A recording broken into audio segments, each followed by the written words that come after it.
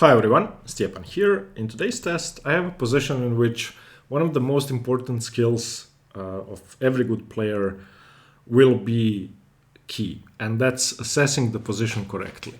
This position you can see on the board is Dominguez Perez versus Fiddler, played in 2013. It's black to play, Peter Fiddler to play. And the first thing you have to do before you start solving it and looking for variations and calculating positions is you have to figure out what you're playing for. Okay, so pause the video, take your time. You can see the rules on the screen. As always, solve it over a real board. And yeah, see you in a minute. Good luck. Okay, this position is very complicated. The first part, assessing the position, can be pretty confusing here because both sides have a lot of assets in this position and you have to figure out which one is more important. You have to list them in order of importance in order to be able to figure this out. So the first thing we have to see here is if it's white to play, white simply wins with rook a8. His last move is an immediate threat that wins the queen. If white gets to play rook a8, then you have to play queen f8 and you lose the queen, you lose the game. However, black is not without his chances, and black has a majority of pawns in the center and on the queen side, which can become very deadly very quickly. So you have to combine your own threats in this position as black with prophylaxis, and you have to prevent white from obviously playing rook a8 check, while at the same time giving yourself best chances for a win. Now, the correct assessment of this position, if you are a very strong player, is that it's a draw. And it's very hard to see why and how, and Peter Fiddler didn't manage it during the game. He lost the game. I'm going to show you how. So the first thing we have to look at is if you just try to play actively, if you try to win this position straight away with something like c takes b3, then you lose straight away. Rook a8 check, queen f8, and you resign after rook f8. So trying to win immediately doesn't really work. You have to do something about white's threats. There are only two sensible options, pretty much, and that's queen to b7 and queen to f8. Both prevent rook a8 check. In the game, Peter Fiddler blundered with queen to b7, and let me show you what happened. After queen to b7, Dominguez simply, gained some time on the clock. I believe they were, even though it's only move 26 here, maybe they were already approaching time trouble. So before going in for the kill, he took a couple of moves to gain some time. So queen e8, king h7, queen back to h5, king g8, and now he played pawn to f5. So in this position, white is pretty much winning because black hasn't done much to prevent anything apart from the one major threat white had in this position, which is rook a8 check. The other threat was, of course, this pawn advancing to f5 and white gaining more space and gaining more forces on the king side. So Fiddler tried his own counterplay, c takes b3, and now again a bit of repetition, queen e8, king h7, queen h5, king g8, queen e8, king h7, and now cashing in, queen to g6 check, king to h8, pawn to f6, and in this position, well, what do you do? I mean, this is basically hopeless. He played rook to c7, rook f1 was played, rook to f7 was played, and after rook f3, Fiddler resigned. This is way too much to handle, and white's threats are immense. For example, the engine gives this as mated in 11. If you try going for your own counterplay, then rook h3, king g8, queen h2, queen h7, excuse me, king f8, and this is checkmate. So you cannot even go for your own play. You are going to resign very soon.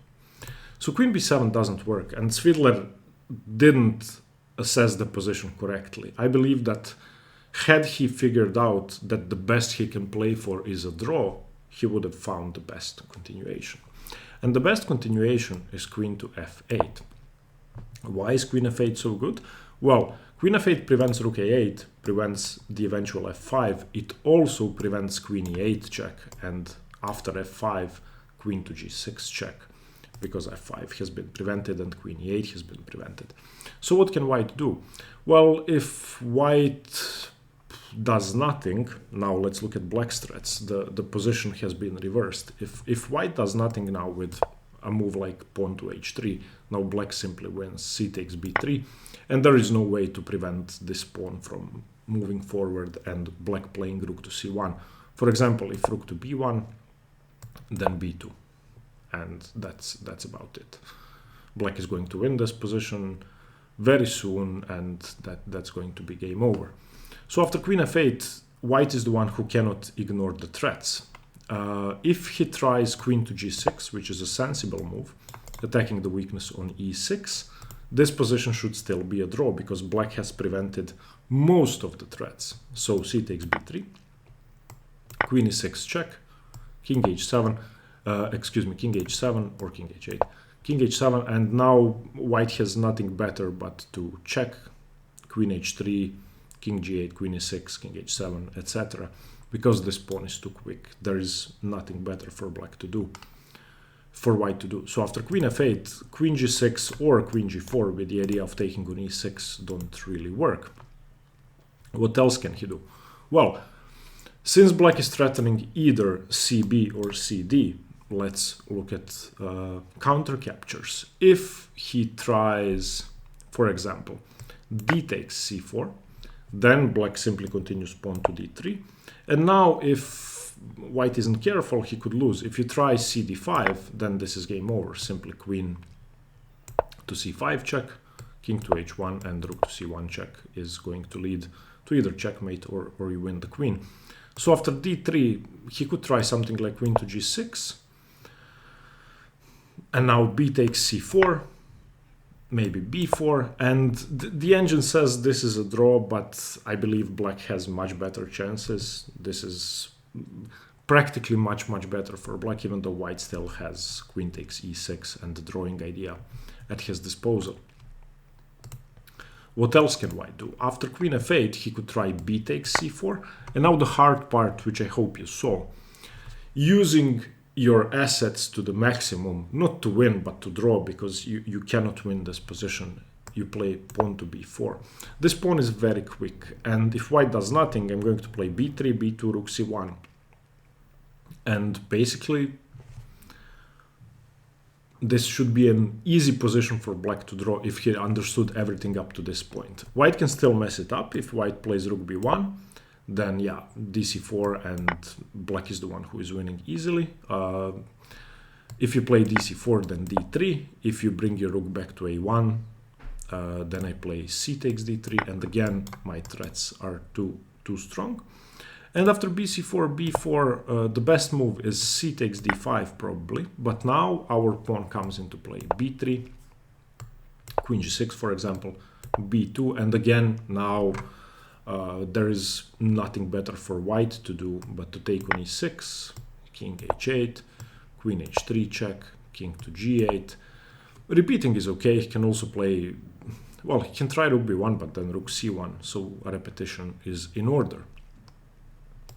So queen f8 is an amazing move and shows amazing understanding of this very complex position. I mean, when I was analyzing this game, I had a very rough time going through all the variations here. And when I did play queen f8 in the end.